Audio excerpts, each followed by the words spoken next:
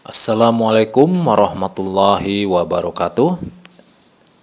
Halo, apa kabar semuanya? Bagaimana kabar Anda semuanya? Semoga dalam keadaan sehat dan bahagia selalu.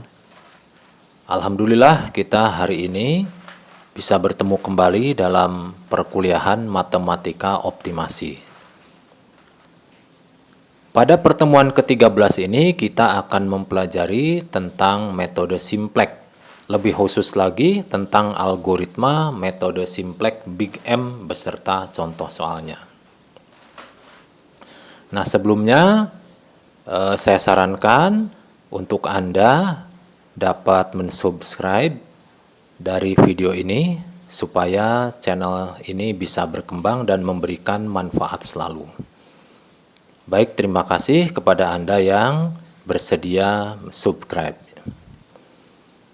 Nah, metode simplex menggunakan metode Big M.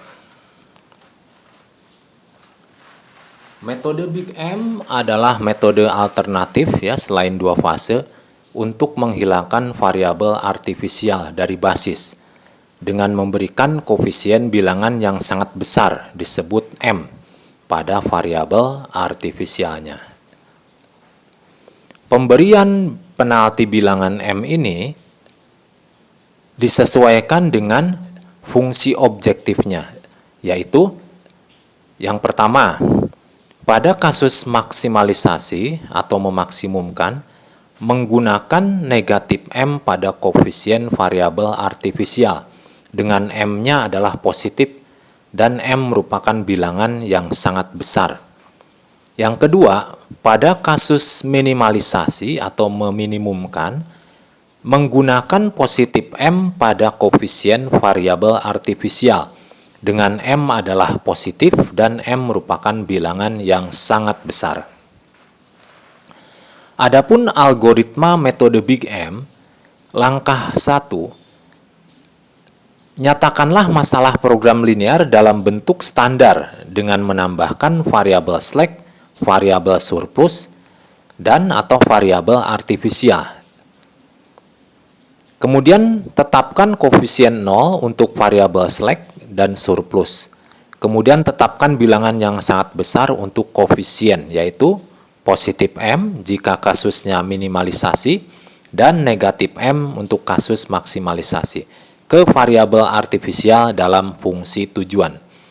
Kemudian langkah kedua, tetapkan untuk solusi dasar visible awal dengan membuat semua variabel keputusan bernilai 0. Jadi X1, X2, X3 sampai Sn itu disama dengan 0 kan ya. Nah, kemudian langkah ketiga, hitung nilai dari ya ini pengurangan C dikurangi Z ya pada tiap kolom pada akhir baris tabel simplex. Dan ada 3 kemungkinan seperti berikut.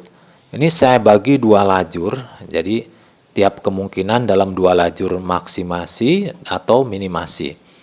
Yang pertama, untuk kasus memaksimumkan, jika semua nilai, ya ingat semua nilai selisih dari C dan Z ya, C dikurangi Z, untuk tiap kolom itu adalah non positif, artinya 0 atau negatif, maka solusi dasar saat ini adalah optima.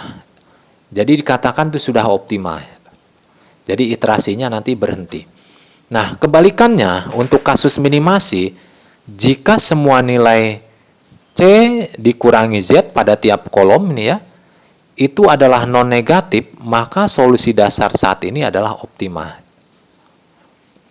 Yang kedua, jika terdapat suatu kolom ke K di mana nilai dari CK min ZK itu paling positif dan semua elemen pada kolom ini semua negatif ya, maka program linear mempunyai solusi optima tak terbatas.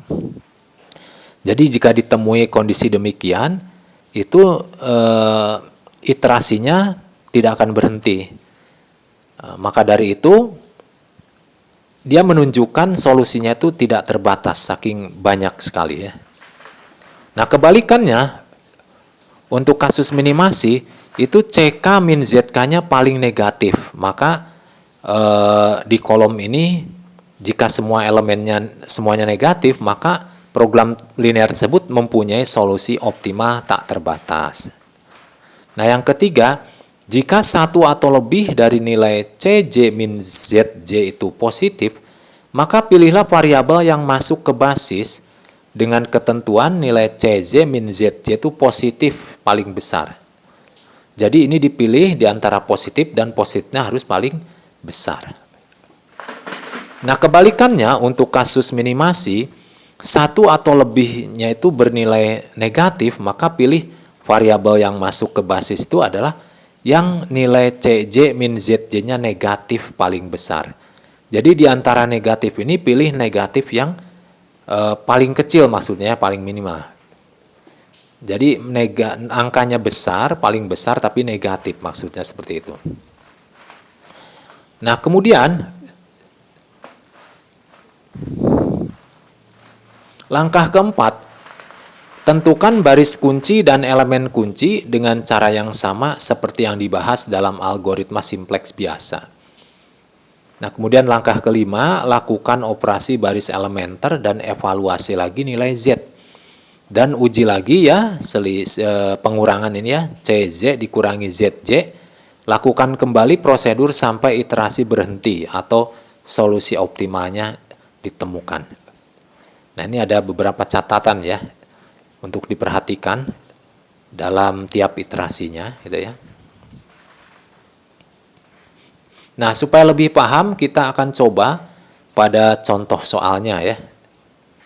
Nah, pada contoh soal pertama ini, kita akan menggunakan algoritma simplex Big M untuk menyelesaikan permasalahan program linear berikut. Jadi ini fungsi objektifnya adalah minimum Z sama dengan 5x1 plus 3x2. Nah, dengan kendalanya adalah 2x1 plus 4x2 kurang dari sama dengan 12. Kemudian 2x1 plus 2x2 sama dengan 10. Kemudian 5x1 plus 2x2 lebih besar sama dengan 10. Nah, di sini variabelnya, batasnya sudah non-negatif semuanya ya. Ada dua variabel. Ini adalah masih dalam bentuk umum itu ya. Nah, kemudian untuk bisa dibawa ke tabel simplex, terutama untuk metode Big M, harus kita konversi dulu ya. Kita bentuk dulu ya. Nah, di sini ke bentuk standar. Jadi di sini untuk yang pertama kurang dari berarti dia harus ditambah dengan slack. Bentuk yang kedua itu sama dengan berarti hanya artifisial saja, ditambahkan artifisial. Kemudian untuk yang bentuk ketiga ini lebih dari sama dengan berarti dia dikurangi surplus dan ditambah artifisial. Nah, bentuknya seperti ini. Nah, di sini S1, di sini negatif S2. Ini slack dan ini surplus. Kalau A1, A2 itu menunjukkan artifisial. Nah, kemudian ini ada perubahan. Variabelnya jadi banyak ya, tidak hanya 2. Sekarang jadi ada berapa? Ada 6 ya. Ada 6 yaitu nah, X1, X2, S1, S2, A1, dan A2. Nah, ini adalah bentuk fungsi objektif yang baru yang sudah dimodif. Nah, ingat seperti ketentuan tadi sebelumnya bahwa slack-nya dibuat 0 dan artifisialnya diberikan koefisien bilangan M yang besar ya. M itu adalah suatu bilangan yang sangat besar. Ini plus M, di sini juga plus M. Kenapa? Karena kasusnya untuk minimasi ya. Jadi ditambah positif M. Nah, ini variabel-variabelnya sudah ditetapkan yaitu harus non-negatif. Nah, setelah ini kita maju ke langkah berikutnya ya. Tentukan solusi dasar visible awal. Tadi kan ada 6 variabel, di sini ada 3 persamaan. Berarti bentuk dulu 3 variabel sebagai basis ya.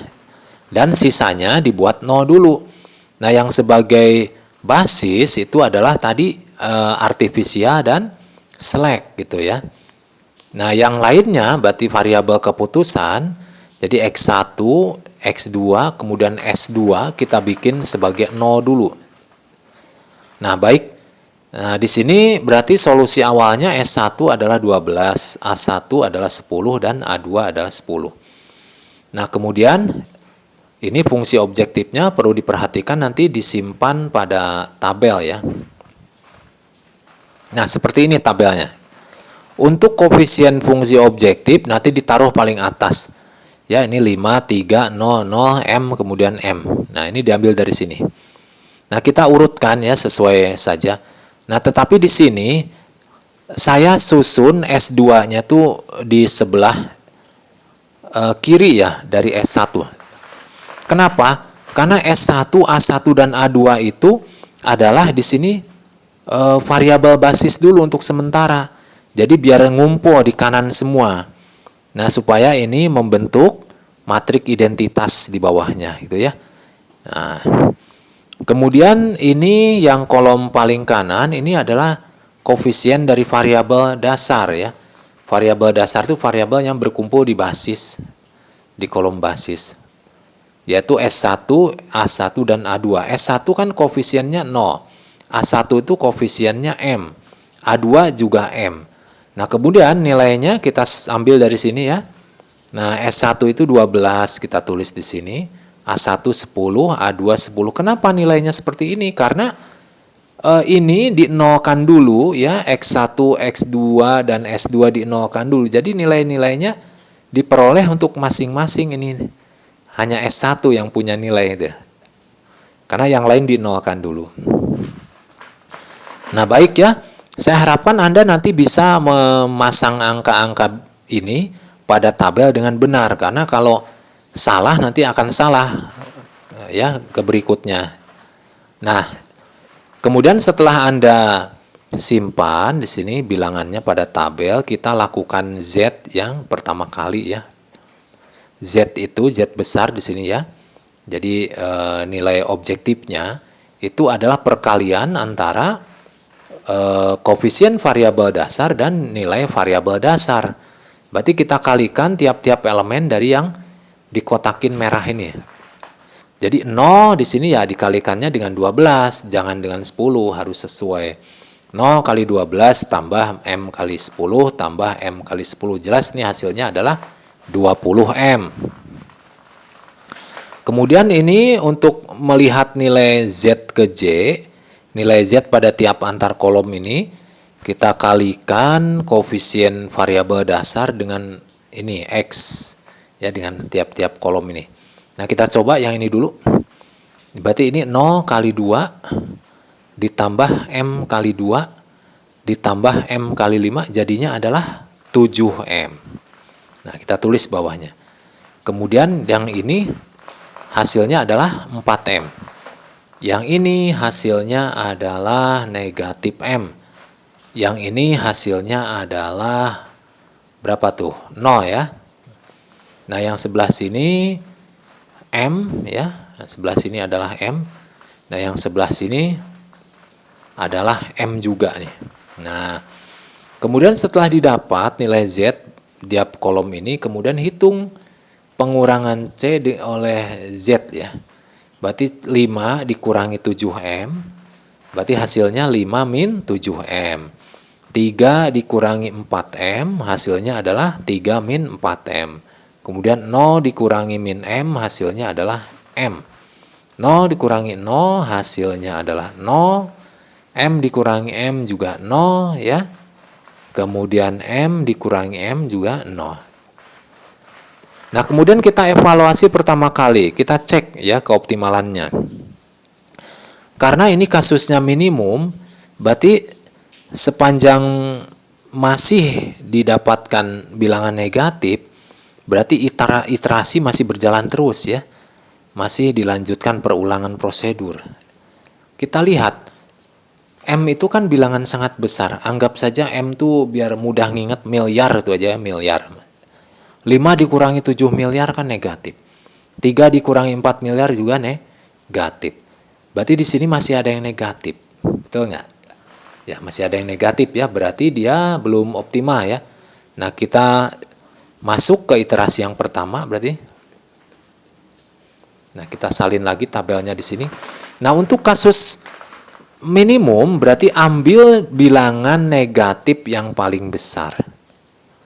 Di sini yang paling negatif berarti dipilih. Yang paling negatif coba 5 dikurangi 7 miliar, apakah lebih negatif daripada 3 dikurangi 4 miliar misalkan tuh ya. Ya berarti lebih negatif ini dong. 5 min 7M. Ya betul. Maka dari itu kita pilih dia sebagai kolom kunci. Kemudian untuk menentukan baris kunci berarti kita hitung rasio dulu. Kita hitung nih 12 dibagi 2. Berarti 6 ya, simpen di sini nih. 10 bagi 2. Berarti 5. 10 bagi 5. Berarti 2. Nah, kita lihat. Ini untuk baris kunci kita pilih dulu rasio yang paling kecil. Yang minimum yaitu 2 ya. Berarti ini menjadi baris kunci. Nah, gitu ya. Nah, kemudian perpotongan antara kolom kunci dan baris kunci itu akan bertemu di elemen kunci namanya pivot. Nah, di sini pivotnya 5. Nah, baik kita salin lagi tabelnya. Dengan 5 adalah elemen pivot. Kemudian ini kita cari variabel yang entering dan kita tentukan juga variabel leaving. Nah, di sini variabel entering atau variabel yang akan masuk sebagai basis berarti yang satu kolom dengan pivot yaitu X1. Nanti dia akan mengusir variabel yang ada di basis yaitu yang satu baris dengan pivot yaitu A2. Nah, ini akan mengganti posisi A2. Kemudian ini koefisien milik A1 juga ngikut. Ya, ngikut ke sini. Nah, menggantikan M. Nah, dengan demikian berarti variabel artifisial A2 udah hilang dari basis ya, udah keluar. Jadi kita tutup di sini kolom A2-nya. Biar tidak memperberat hitungan kita ya. Nah, kita tutup aja. Tidak usah dilibatkan lagi nanti ya. Nah, kemudian kita lakukan operasi baris dasar. Ini elemen pivotnya 5 itu belum 1. Kita jadiin 1 dulu, bagaimana caranya? Ya dibagi 1. Berarti ini juga, dibagi 5. Aduh, astagfirullahaladzim. 5 dibagi 5 supaya jadi 1 ya. Nah, berarti ini 5 bagi 5, ini juga ngikut dibagi 5 semua teman-teman yang sebaris ini. Gitu ya. Nah, berarti perintah barisnya gini. Baris 3 yang baru itu adalah baris 3 yang lama dibagi 5. 5 itu sebagai pivot. Nah, nanti jadinya bilangan-bilangan seperti ini. Nah, kita ganti ya di sini ya. Bilangannya nah, seperti ini. Ini elemen pivotnya sudah 1. Nah, kemudian kita jadikan ini yang elemen yang satu kolom dengan pivot itu jadi 0 semua. Ya, selain pivot. Nah, ini berarti 2 itu harus menjadi 0. Bagaimana caranya? Apakah dikali 0 gitu ya? Bukan. Kalau dikali 0 cepat beres ya. Cuman bukan gitu caranya. Harus dikaitkan dengan elemen pivot. Jadi 2 ini gimana caranya supaya jadi 0? 2 berarti dikurangi 2 kalinya pivot gitu. Nanti yang lainnya ngikut perintah barisnya. Nah, seperti ini ya. Baris 1 yang baru itu adalah baris 1 yang lama dikurangi 2 kalinya baris 3 yang baru. Jadi baris 3 itu adalah baris pivot ya, baris kunci. Ya, yang baru yang dimana ininya sudah jadi 1 ya pivotnya ya. Jadi kita salin ini 8 ya di sini, kemudian 0, 16/5 seperti itu ya. Nah, kita salin di sini. Kemudian elemen lain juga harus 0 sama nih. Ya, kita lakukan juga operasi baris. Nah, hasilnya seperti ini. Nah, berarti X1 itu sekarang sudah mantap ya menjadi variabel basis. Karena dia di bawahnya ini ada kolom identitas. Jadi di sini kolom identitas itu berarti ada pivotnya 1 dan yang lainnya 0 gitu ya. Nah, setelah itu kan ada perubahan ya, akibat operasi dasar tadi kan ada perubahan pada nilai variabel dasarnya. Nah, sekarang kita kalikan, kita cari nilai Z yang baru. Nah, berarti kita hitung lagi 0 kali 8 berapa ditambah M kali 6 ya, ditambah 5 kali 2. Nah, setelah saya hitung, saya kotret, hasilnya adalah 6M plus 10. Ini nilai Z yang baru ya. Nah, kemudian sekarang kita hitung nilai ZZ dari masing-masing kolom. Kita hitung yang pertama ini hasilnya adalah 5. Kemudian yang di sini hasilnya adalah 6M per 5 plus 2. Kemudian yang ini hasilnya adalah 2M per 5 min 1. Kemudian yang ini hasilnya adalah 0 ya. Yang ini juga, kalau yang ini mah M. Nah, ini kita dapatkan M. Nah, setelah kita dapatkan Z tiap kolom, maka kita lakukan perhitungan C dikurangi Z pada tiap kolom. Kita lihat C-nya tetap C-nya tetap paling atas nih. 5 dikurangi 5 hasilnya 0 ya. 3 dikurangi 6M per 5 plus 2 hasilnya adalah, setelah saya hitung dan sederhanakan, jadi 1 min 6M per 5. Kemudian yang sebelah sini juga sama, 0 dikurangi ini ya, hasilnya 1 min 2M per 5. 0 dikurangi 0 hasilnya 0. M dikurangi M hasilnya 0 ya. Nah, sekarang kita cek lagi, kita uji keoptimalannya, kita periksa apakah masih ada yang negatif. Kita lihat ya. Ternyata masih ada, ini tuh negatif. Karena M itu bilangan yang sangat besar, ini akan menghasilkan negatif. Nah, berarti ini belum optimal. Masih berlanjut ke iterasi selanjutnya. Ya, kita lanjutkan ke iterasi kedua berarti. Nah, ini sudah masuk pada iterasi kedua. Kita di sini akan menentukan kolom kunci, baris kunci, dan pivot. Makanya dari itu kita akan memilih kolom kunci dengan cara pilih bilangan negatif ya. Negatif yang paling negatif mana di sini? Ya tentunya 1 min 6M per 5 karena M bilangan sangat besar ya. Nah, ini kita pilih sebagai kolom kunci. Kemudian untuk memilih baris kunci, kita lihat dulu rasionya. 8 dibagi 16 per 5, ini hasilnya nanti taruh di sini ya. Berapa saja? 5 per 2. Kemudian pada baris kedua, 6 dibagi 6 per 5, hasilnya adalah 5. Kemudian 2 dibagi 2 per 5, hasilnya juga 5 ya. Nah, kemudian untuk menentukan baris kunci, berarti kita tentukan rasio yang paling kecil. Di antara 3 bilangan ini, yang paling kecil adalah 5 per 2. Maka dari itu, ini kita buat sebagai baris kunci ya. Nah, dengan demikian perpotongannya disebut dengan elemen pivot, yaitu 16 per 5 itu perpotongannya. Baik, kita lakukan selanjutnya, proses selanjutnya kita buat lagi tabelnya. Nah, di sini ya. Di sini 16 per 5 saya merahkan untuk menandakan dia pivot. Pada kolom yang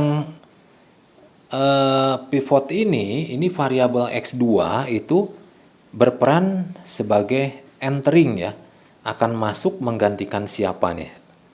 Menggantikan S1. Karena S1 satu baris dengan baris kunci ya. Berarti di sini X2 menggantikan S1. Kemudian ini 3 juga akan turut serta ya, masuk juga ke koefisiennya. Nah, gitu ya. Nah, baru kemudian kita olah, kita lakukan operasi baris dasar. Ini 16 per 5 kan pivot, kita buat 1 dia. Caranya gimana? Oh, gimana?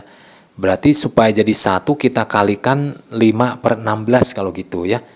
Jadi yang teman-teman yang sebaris ini juga ngikut, dikalikan 5 per 16. Nah, seperti ini ya perintahnya ya. Jadi nanti dihasilkan 5 per 2, 0, 1, 1/8, 5 per 16, dan 0. Kita simpan di sini ya. Nah, ini berarti sudah 1 nih pivotnya. Berarti elemen lain selain pivot nih 6 per 5 harus 0. Begitu pula 2 per 5 ini harus 0 pula ya. Nah, kita coba ini kita nolkan perintah barisnya seperti ini ya. Jadi baris kedua yang baru itu adalah baris kedua yang lama dikurangi 6 per 5 dari baris 1 yang baru. Nah, dihasilkan ini bilangannya. 3, 0, 0, 1/4, min 38, dan 1. Kita taruh di sini ya. Di baris 2 yang baru. Nah, jadi 0 kan. Nah, kemudian ini juga sama, 2 per 5 itu berarti dijadikan 0. Perintah barisnya seperti ini ya. Baris ketiga yang baru itu adalah baris ketiga yang lama dikurangi 2 per 5-nya dari baris ke-1 yang baru. Nah, Nanti dihasilkan bilangan ini nih yang ada di kotak nih. Nah, berarti kita ubah ini menjadi baris ketiga yang baru. Nah, seperti ini ya.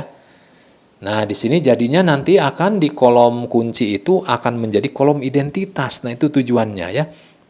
Jadi untuk memantapkan si X2 ini sebagai basis. Gitu. Nah, nanti X2 ini ya tentu dengan menjadikan X2 sebagai basis akan ada perubahan ya di nilai variabel dasarnya. Oleh karena itu kita hitung lagi nilai Z-nya sekarang. Kita hitung lagi ya. 3 kali 5 per 2 ditambah M kali 3 ditambah 5 kali 1. Nanti hasilnya setelah saya hitung, saya kotret, hasilnya adalah 3M plus 25 per 2. Nah, kemudian kita hitung pula ini ya, untuk Z antar kolomnya, yang ini 5, yang ini dihasilkan 3 ya, yang ini menghasilkan M per 4 min 7 per 8, yang ini menghasilkan 3M per 8 plus 5 per 16, dan yang ini menghasilkan M. Lalu kita hitung ya, pengurangan C dengan Z tiap kolom, ini 5 dikurangi 5, 0, tulis di bawah ya. 3 dikurangi 3 juga ya, ini adalah 0. Nah, ini berarti kalau dikurangi hasilnya kebalik, jadi 7 per 8 min M per 4. Yang ini pun sama ya, 3M per 8 min 5 per 16. Kalau ini M dikurangi M hasilnya 0 ya. Nah, ini adalah nilai C dan Z-nya. Sekarang kita uji lagi. Kita uji lagi.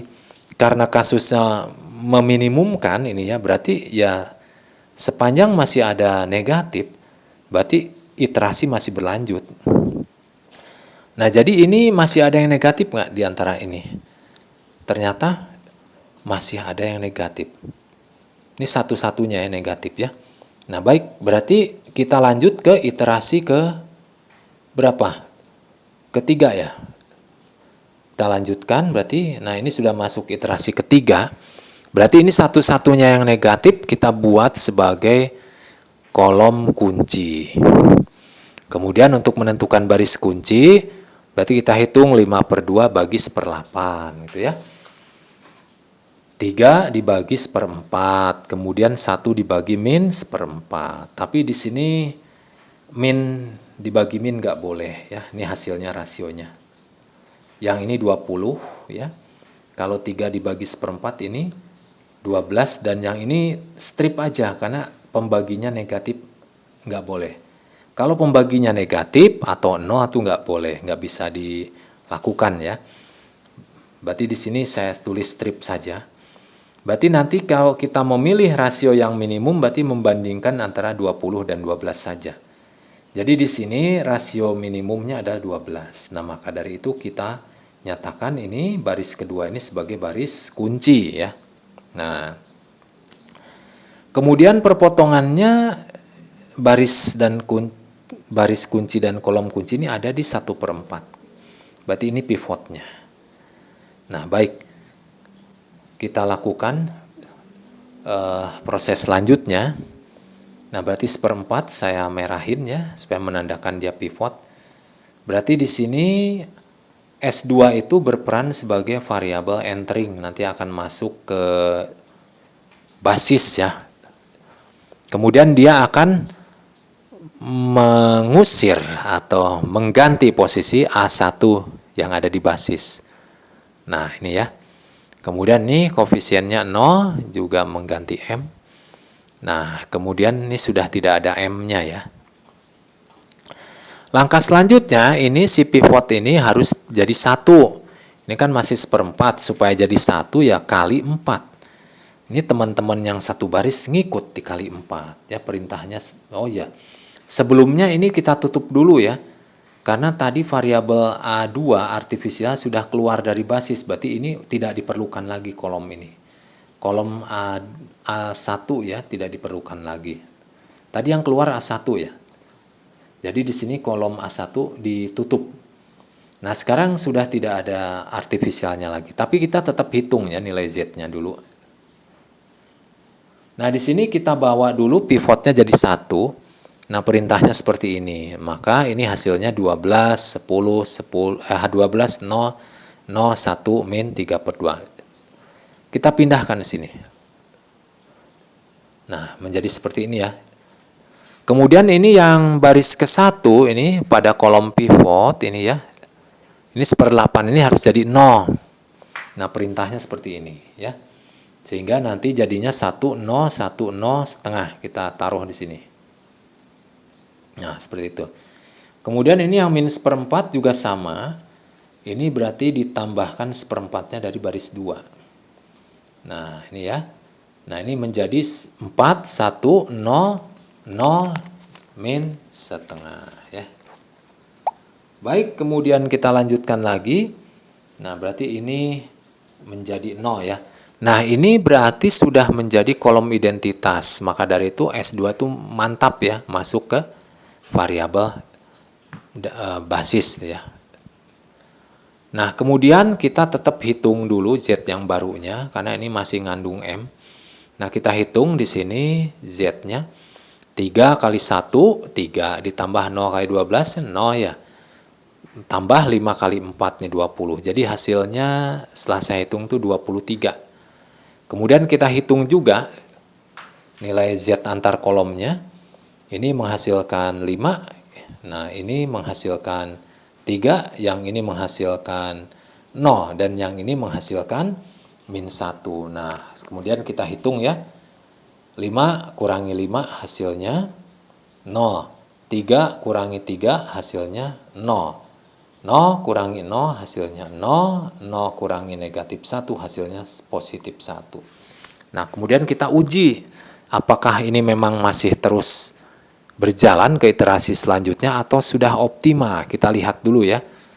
Nah, ini kan kasusnya minimum. Nah, berarti kalau sudah tidak ada yang negatif ya, nilai CJ min ZJ pada variabel dasar atau variabel basis, maka itu sudah optimal ya. Nah, ini variabel basisnya itu yang ada kolom identitas ini sekarang. Itu yang menjadi variabel basis. Nah, semuanya nilainya tidak ada yang negatif kan. Nah, 0 atau positif. Nah, maka itu dinyatakan optimal. Nah, berarti nilai Z optimalnya ya berarti yang tadi ini yang 23 yang terakhir diupdate ya. Maka dari itu ini adalah nilai optimalnya. Karena tadi di persoalan kita mencari nilai minimum, maka nilai minimumnya adalah 23. Ya. Dengan didapatkan dari X1-nya 4, X2-nya 1. Nah, dari sini nih, X1-nya 4, X2-nya 1, dan S2-nya 12. Namun di sini yang digunakan adalah X1 dan X2 saja ya. Karena X1 dan X2 itu merupakan variabel utama atau variabel keputusan. Nah, itu adalah pembahasan dari contoh soal yang pertama. Semoga Anda paham ya dari contoh soal 1 ini. Nah, supaya lebih memahami dari metode Big M ini, maka saya akan kasih contoh lagi yang contoh soal kedua ya. Nah, Anda bisa lihat di sini. Ini kita masih sama menggunakan Big M. Nah, di sini fungsi objektifnya maksimum ya. Kasusnya maksimum, dan ini fungsi kendalanya. Nah, ini variatif ya. Ini ada yang lebih besar dari, ada yang kurang dari, dan kurang dari. Nah, ini fungsi kendalanya. Dan ini adalah syarat batasnya. Nah, pertama kali kita harus bawa ke bentuk standar dulu. Nah, ini karena ini bentuknya lebih dari, berarti akan memunculkan surplus dan artifisial. Jadi ini nanti akan dikurangi surplus dan ditambah artifisial. Nah, seperti ini ya. Kemudian bentuk yang kedua nih ya. Itu karena kurang dari, dia akan memunculkan slack saja. Nah, ini berarti ditambah S2. S2 itu slack. Kemudian yang ketiga, ini kurang dari berarti akan memunculkan slack. Nah, di sini berarti S-nya, slack atau surplus, simbolnya sama ya, S ya. Kalau surplus itu min depannya, kalau slack itu plus. Ini min S1 ya, plus A1 sama dengan 2. Ini plus S2 sama dengan 3 ya, begitu seterusnya. Jadi variabelnya nambah ya. Yang tadinya 2 sekarang jadi nambah. Nah, sekarang kita bentuk fungsi objektif yang sudah dimodif. Nah, tadinya cuma 2 ya. 3x1 min x2. Sekarang kita ketambahan slack, surplus, dan artifisial. Nah, ketentuannya tadi kalau metode Big M, si surplus dan slack-nya tuh harus dibuat 0 koefisiennya.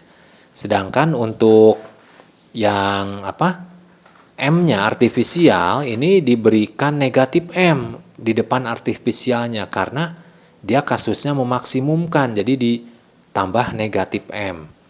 Nah, ini variabelnya semuanya sudah non negatif ya, kita nyatakan non negatif sebagai syarat ya, keharusan ya, syarat. Nah, setelah itu berarti kita akan olah ke dalam tabel. Di sini ada 6 variabel dan ada 3 persamaan. Berarti kalau 3 persamaan, berarti kita buat 3 variabel sebagai basis. Berarti sisanya kita buat non basis ya. Dibikin 0 dulu untuk solusi awal di dasar visible. Itu berarti yang bukan variabel dasar itu atau bukan variabel basis dibuat 0 dulu. Nah, di sini berarti yang X1, X2, dan S1 dibuat sebagai 0 dulu.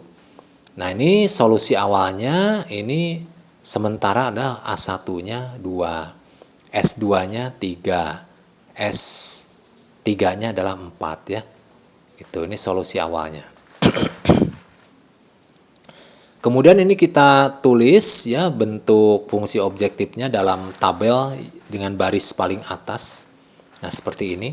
Ini 3 min 1 0 0 0 min M. Nah, sesuai ya urutannya ya. 3 min 1 0 0 0 min M. Baik. Nah, kita buat di sini koefisien variabel dasarnya karena tadi kita sudah tahu ya. Variabel dasarnya A1, S2, dan S3.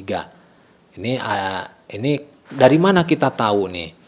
Nah, berarti ini kan ada kolom identitas nih. Nah, kolom identitas itu berkorespondensi dengan variabel dasar atau variabel basis. Nah, nanti masuk di kolom basis ya. Nah, berarti di sini A1-nya kita taruh min M sebagai koefisiennya, S2-nya 0, S3-nya 0.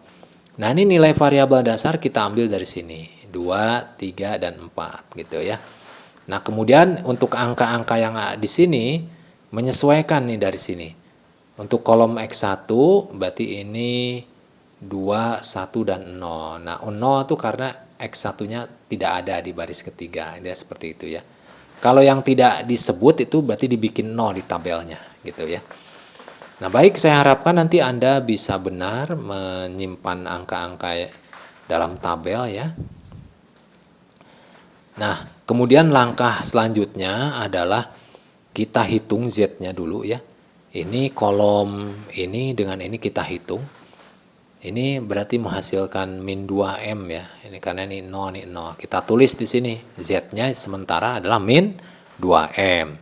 Kemudian kita hitung Z-nya untuk masing-masing kolom. Nah, di sini kita dapatkan min 2M juga. Yang di sini kita dapatkan min M ya.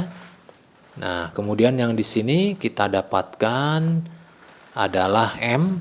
Yang di sini kita dapatkan 0. Yang di sini juga kita dapatkan 0. Yang ini min M. Nah, kemudian kita hitung C min Z pada tiap kolom. Nah, ini 3 dikurangi 2M.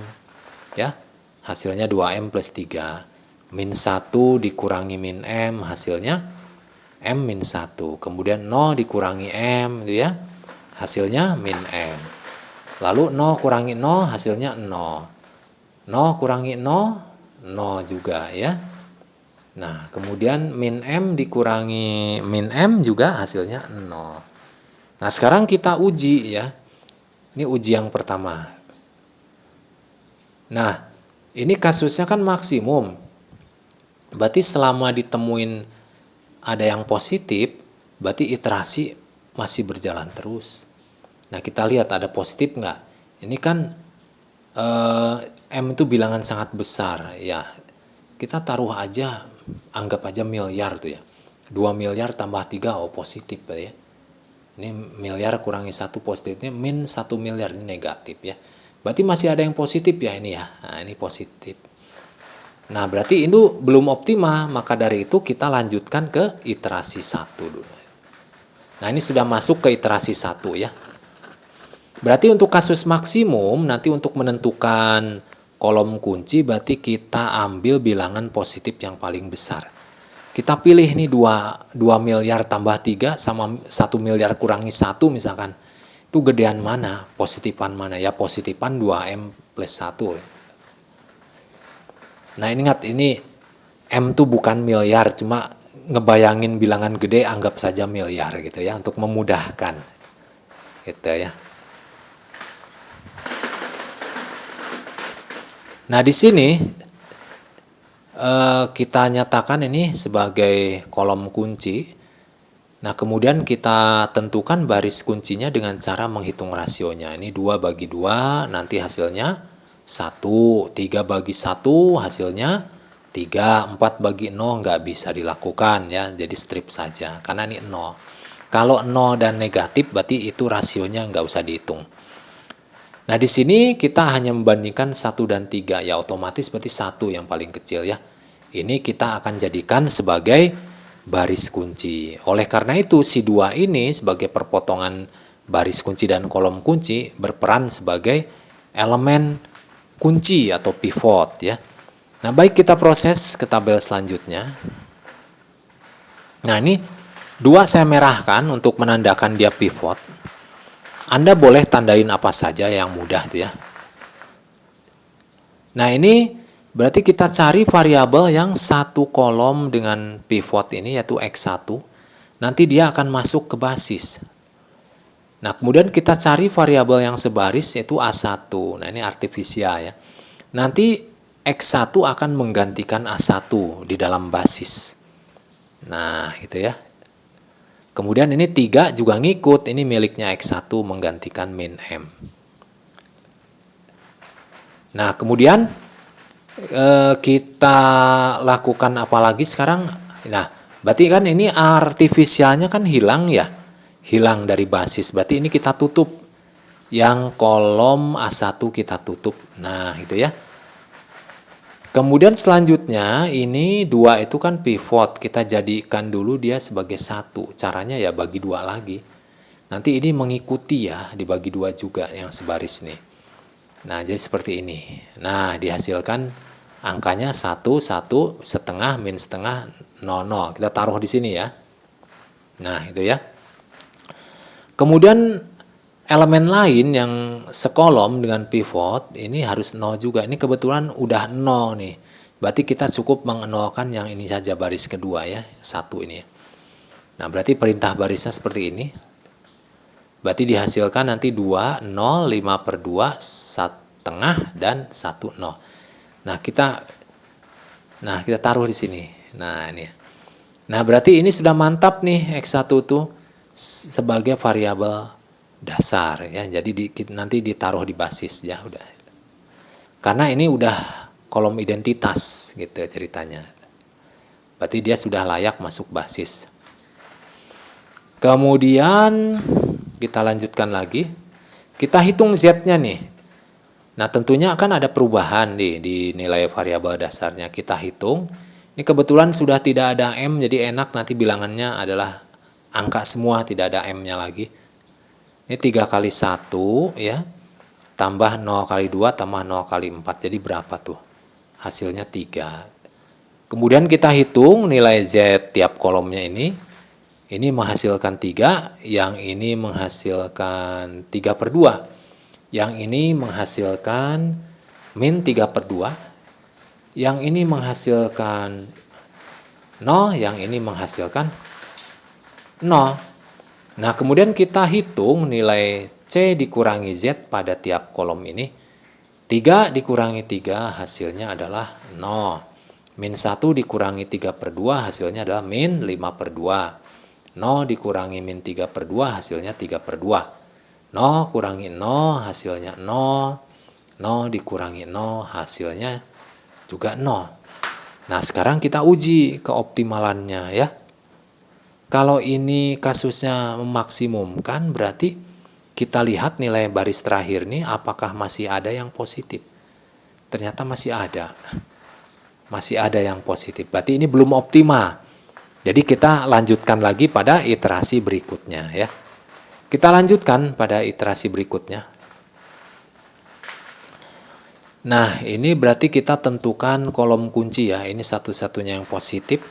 Kita jadikan dia kolom kunci. Kemudian menentukan baris kunci adalah ini 1 bagi min setengah tuh nggak bisa ya. Nggak boleh, berarti strip aja. Kemudian 2 dibagi setengah itu 4. Kemudian 4 dibagi 0 tuh nggak bisa ya. Jadi strip aja di sininya. Kita buat strip. Nah, kemudian ini ya berarti otomatis satu-satunya nih baris kunci ya. 4 ini. Menjadi baris kunci kita. Nah, ini berarti elemen pivotnya adalah setengah gitu ya. Baik, kita proses ke tabel berikutnya. Nah, ini setengah kita tandain sebagai pivot ya. Nah, berarti nanti ini variabel yang sekolom dengan pivot yaitu S1 akan masuk ke basis menggantikan variabel yang sebaris dengan pivot yaitu S2. Nanti S1 menggeser S2. Kemudian ini 0 menggeser 0 lagi ya. Nah, kemudian kalau sudah seperti ini kita jadikan dia pivotnya itu jadi 1, berarti harus dikalikan dengan 2. Ya, dikali 2 seperti ini perintahnya. Sehingga ini juga ngikut kali 2. Hasilnya ini 4, 0, 5, ini 1, ini 2, ini 0. Nah, kita rubah sekarang. Nah, kemudian baris 1 ini masih min setengah. Berarti supaya menjadi 0, dia perintah barisnya seperti ini ya. Jadi nanti sebaris ini ya baris lama itu adalah ditambah dengan setengahnya dari baris kedua yang baru nih. Oh, ini tipe ya, harusnya baris 2 yang baru nih. Oke. Nah, kemudian dia akan menjadi seperti ini. Nah, kemudian ini S1 ini sudah layak ya sebagai basis ya. Karena ini sudah terbentuk kolom identitas. Nah, selanjutnya kita hitung lagi nilai Z-nya karena ada perubahan nanti ya. Nah, kita hitung nilai Z-nya. Ini 3 kali 3, 9. 0 kali 4, 0. 0 kali 4, 0. Jumlahkan berarti 9. Nah, ini berubah ya Z-nya. Nah, kemudian kita hitung lagi nilai Z antar kolom. Ini hasilnya 3 ya. Yang ini hasilnya adalah 9. Yang ini hasilnya 0, yang ini hasilnya 3, dan yang ini hasilnya adalah 0. Nah, sekarang nilai Z pada tiap kolom sudah didapat. Kemudian kita cari ya C dikurangi Z pada tiap kolom ini. 3 dikurangi 3 tentunya 0 ya. Kemudian min 1 dikurangi 9 jadinya min 10. Kemudian 0 dikurangi 0 hasilnya 0. 0 dikurangi 3 hasilnya min 3, 0 dikurangi 0 hasilnya adalah 0. Nah, sekarang kita evaluasi lagi, kita lihat nih apakah masih optimal atau enggak. Sudah optimal atau belum itu maksudnya. Kita lihat kalau kasusnya memaksimumkan, berarti sepanjang masih ada yang positif gitu ya. Di baris terakhir ini berarti dia belum optimal. Nah, kalau kita lihat ini berarti semuanya tidak ada yang positif ya, tidak ada yang positif. Berarti ini sudah optimal ya. Nah, sudah tidak ada yang positif berarti ini sudah optimal. Maka dari itu nilai optimalnya berapa? Ya ini 9. Ini sudah paling optimal ya. Nah, 9 ini nilai optimal.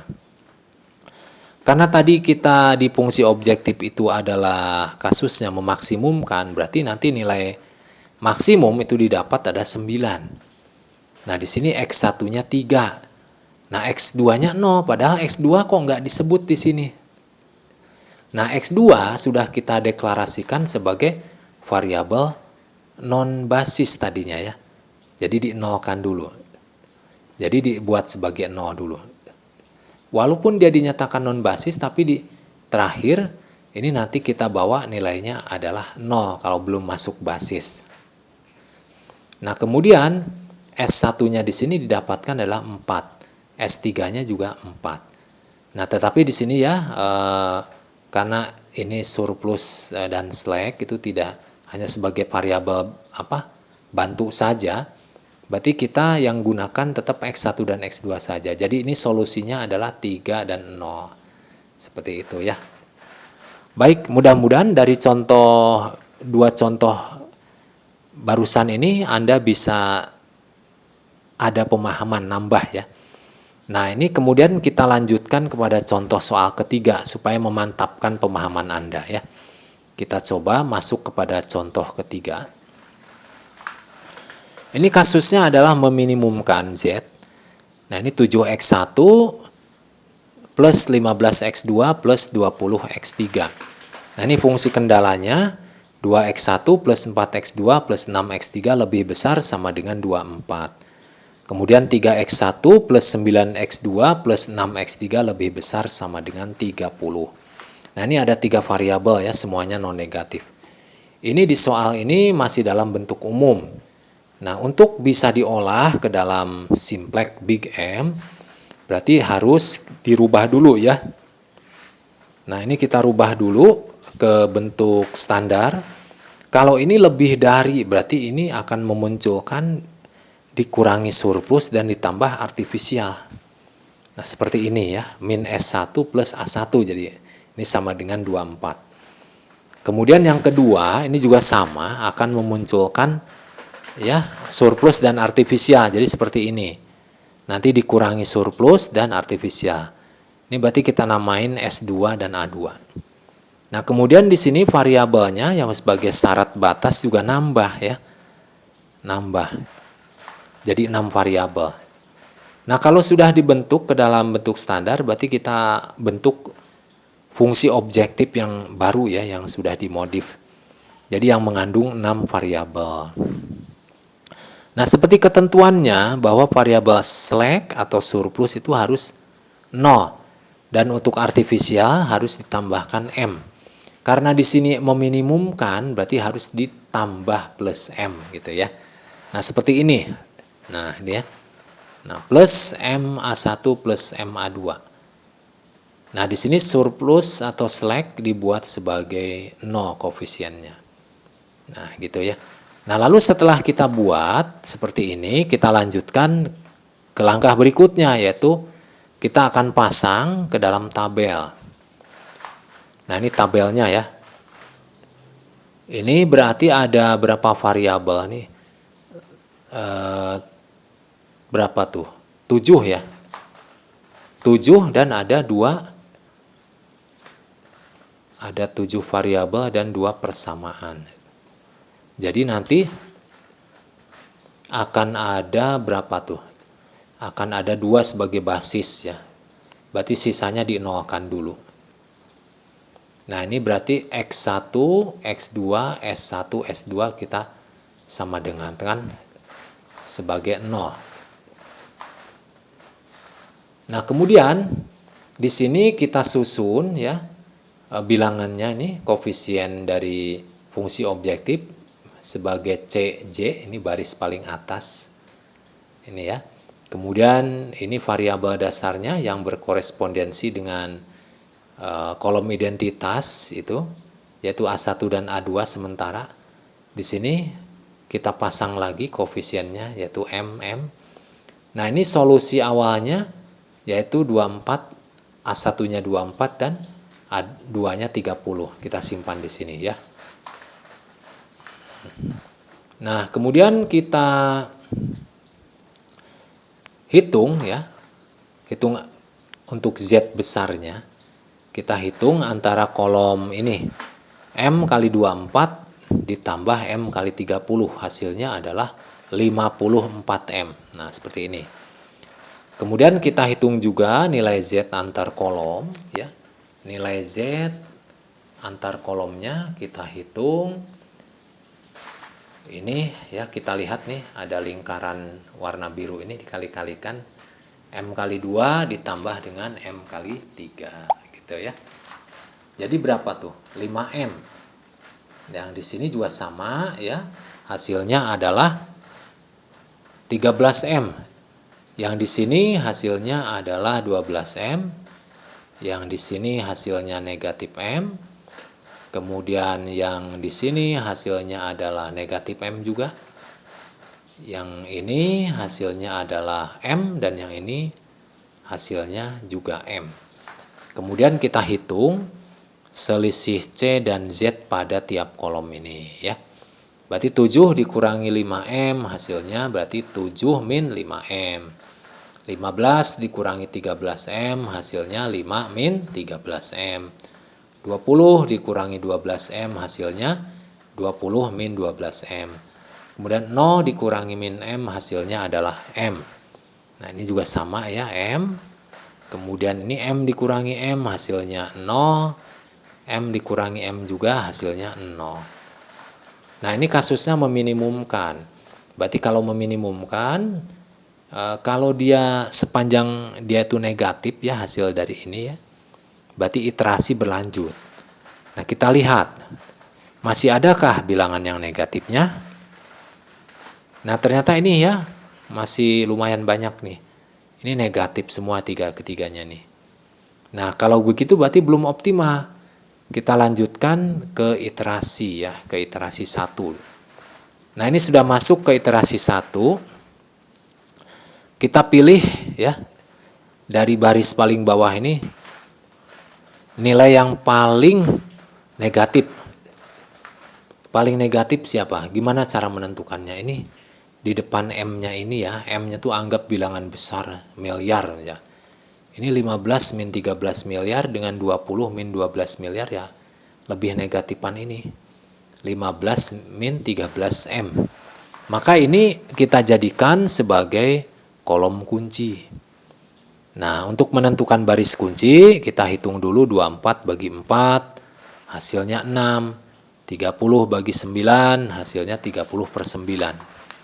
Nah, berarti kita bandingkan nih rasio yang paling kecil siapa? Antara 6 dan 30/9 lebih kecil mana? Lebih kecil 30/9. Maka dari itu kita jadikan ini sebagai baris kunci. Gitu ya. Berarti ini 9 adalah elemen pivot gitu ya. Nah, baik kita lanjutkan pada tabel berikutnya. Nah, ini 9 kita jadikan sebagai pivotnya, kita merahin. Nah berarti ini ada variabel yang satu kolom dengan pivot nih X2 akan mengganti ya variabel A2 ya, karena dia sebaris dengan pivot. Jadi X2 nanti akan mengganti A2. Kemudian ini 15 koefisien X2 yang ngikut mengganti M. Nah, otomatis berarti A2-nya kan udah nggak ada, udah keluar dari basis. Berarti di sini kolom A2 kita tutup saja. Nah, gitu ya. Sehingga akan mengurangi proses perhitungan kita ya nanti. Nah, kemudian selanjutnya ini pivotnya kan belum satu nih. Kita jadikan satu dulu dibagi 9 semua. Dibagi 9, nah seperti ini ya perintahnya. Berarti nanti hasilnya seperti ini, 10/3, 1/3, 2/3 dan seterusnya. Nah, kita ganti di sini dengan bilangan yang ada di atas ini. Nah, berarti seperti ini ya. Kemudian ini 4 kita harus jadikan 0, berarti ini baris kedua dikurangi 4 kalinya baris ke-1. Seperti ini perintahnya. Nah, nanti akan didapat bilangan ini nih. 2/3, 2/3 dan sebagainya. Kita simpan di sini ya. Di baris ke-1. Nah, seperti ini. Nah, ini kan sudah jadi kolom identitas. Nah, berarti X2-nya itu ya udah mantap layak menjadi variabel dasar. Nah, setelah itu kan ada perubahan nih. Nanti pada nilai Z-nya coba kita hitung lagi ya. Ini karena berubah di sini berarti Z-nya akan berubah pula. Nah, berarti ini kita hitung hasilnya adalah 50 plus 32M/3. Ini sudah saya kotret ya. Nah, kemudian kita hitung pula nilai Z antar kolom.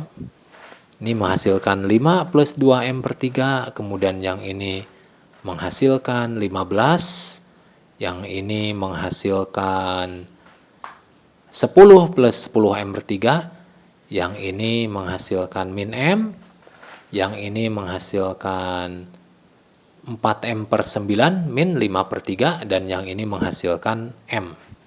Nah, kemudian kita hitung ya selisihnya ya. 7 dikurangi 5 plus 2M min 3 hasilnya 2 min 2M per 3.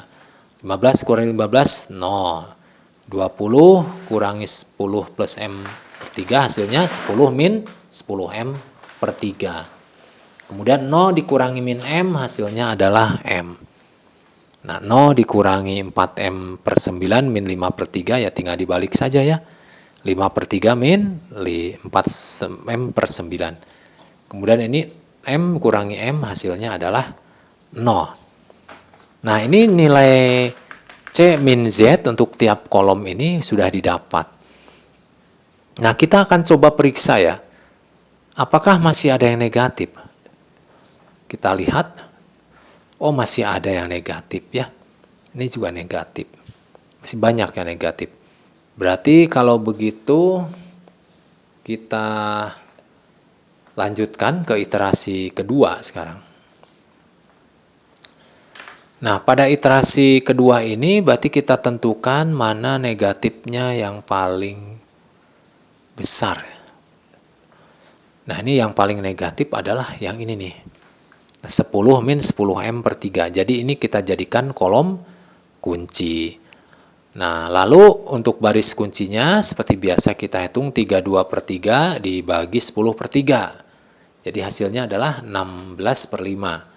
Kemudian 10 per 3 bagi 2 per 3 hasilnya adalah 5. Nah, berarti kita pilih mana yang akan menjadi baris kunci. Berarti di sini kita pilih rasionya yang paling kecil yaitu 16 per 5. Nah, berarti ini kita tentukan sebagai baris kunci. Nah, ini ya. Jadi 10 per 3-nya berperan sebagai pivot. Nah, baik kita lanjutkan ke tabel selanjutnya. Nah, ini 10 per 3 kita merahin supaya menandakan dia pivot ya. Nah, kemudian kita cari variabel yang satu kolom dengan pivot yaitu X3 nanti akan masuk menggantikan variabel yang satu baris dengan pivot yaitu A1. X3 masuk menggantikan A1. Kemudian ini 20-nya ngikut menggantikan M. Nah, karena ini A1-nya sudah keluar, maka di sini di kolom artifisial juga tutup saja. Karena kalau artifisial sudah keluar dari basis, dia tidak akan mungkin masuk lagi ke perhitungan ya. Tujuan di metode Big M ini ya adalah itu, menghilangkan artifisial. Nah, kemudian kita lanjutkan. Ini 10 per 3 kan elemen pivot ini belum 1. Supaya jadi 1 berarti dikali 3 per 10. Nanti ini yang satu baris ngikut dikali 3 per 10 juga. Nah, ini hasilnya seperti ini. 16 per 5, 1 per 5, 0, 1, min 3 per 10, 2 per 15. Kita simpan di sini ya. Nah, seperti itu. Lalu ini 2 per 3-nya harus 0. Berarti ini 2 per 3, ya ini baris kedua dikurangi 2 per 3-nya lagi dari baris ke 1 yang baru. Nah, seperti ini perintahnya ya. Jadi nanti dihasilkan angka yang baru 6 per 5, 1 per 5, 1, 0, 1 per 5, min 1 per 5. Nah, kita simpan di baris ke-1 sekarang ya. Nah, ini menjadi, baris kedua ya. Baris keduanya. Nah, kemudian ini berarti ada perubahan nih pada nilai Z-nya nanti. Nah, coba aja. Nah, ini kan sudah tidak ada M-nya, berarti ini nanti nilai yang baru nggak ada M-nya. Kita kalikan 20 kali 16 per 5 ditambah 15 kali 6 per 5. Hasilnya adalah berapa?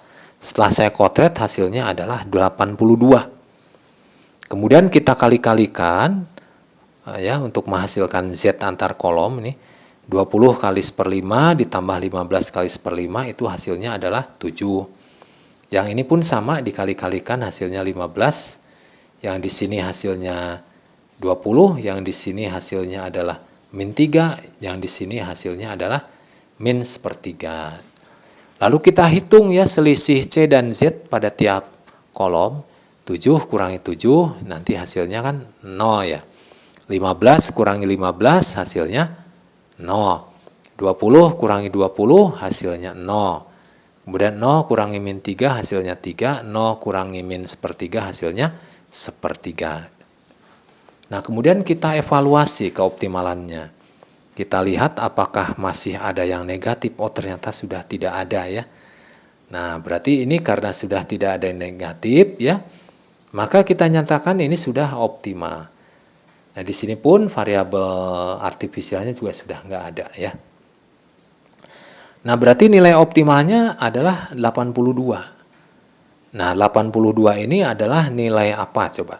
Karena ini kasusnya minimum ya, meminimumkan, berarti nilai minimumnya didapatkan adalah 82.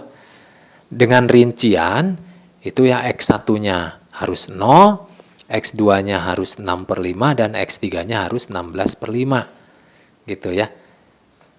Nah, di sini X2-nya 6/5, X3-nya 16/5. Dah, X1-nya itu 0, seperti yang ditetapkan di awal, pas sebelum membuat tabel gitu ya. Nah, gitu. Kalau tidak disebut di sini berarti 0. Oke? Nah, ini adalah pembahasan contoh soal yang ketiga. Mudah-mudahan dari 3 contoh soal yang saya bahas, yang paparkan ini, mudah-mudahan bisa membawa pemahaman penuh ya kepada Anda ya. Nah, ini supaya Anda lebih paham, tidak ada salahnya berlatih, karena matematik itu bisa paham kalau berlatih ya. Baik rumus-rumusnya dan metodenya bisa nempel ya dengan berlatih. Mari kita berlatih di sini. Nah, di sini saya kasihkan 3 soal ya sebagai tugas. Ini yang pertama. Ini tugas yang pertama, ini kasusnya meminimumkan Z. Di sini 4x1 plus 3x2. Nah, di sini fungsi kendalanya. Hati-hati, di sini ada fungsi kendala yang negatif, berarti harus dinormalisasi dulu ya. Nah, gitu. Kemudian soal nomor 2 ini kasusnya memaksimumkan. Ini variabelnya X1 dan X2. Ini kendalanya ya. Nah, ini nanti seperti biasa kalau mau masuk ke simplex harus dibawa ke standar dulu. Kemudian ini yang ketiga. Ini memaksimumkan, ini ada 3 variabel dan ada 3 persamaan nantinya ya. Ini nantinya dibawa ke standar dulu ya sebelum diolah di tabel. Nah, mungkin 3 tugas itu dulu ya. Semoga apa yang saya sampaikan ini bisa bermanfaat ya. Terima kasih. Wassalamualaikum warahmatullahi wabarakatuh.